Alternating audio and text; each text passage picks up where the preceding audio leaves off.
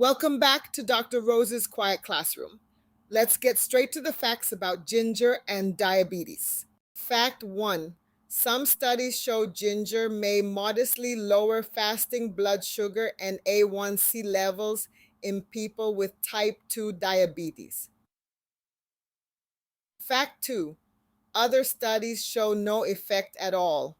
The research is mixed, not strong enough for doctors to prescribe ginger as treatment. Fact 3. In every study where ginger helped, it was taken alongside medication, never in place of it. In studies comparing effectiveness, ginger has not performed as well as standard medications such as metformin. Fact 4.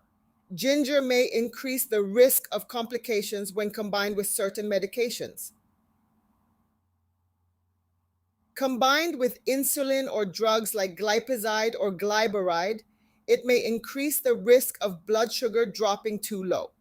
Combined with blood thinners like warfarin, it may increase bleeding risk.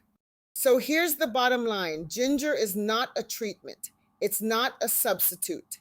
And combining it with your medication without medical guidance carries real risk. Now, a fun fact to think about.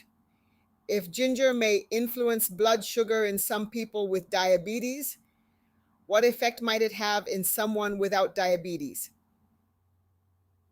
That's a question worth discussing with your healthcare provider. This has been Dr. Rose.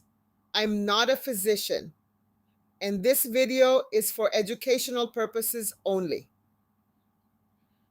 Always talk with your healthcare provider before starting any supplement or making changes to your treatment plan.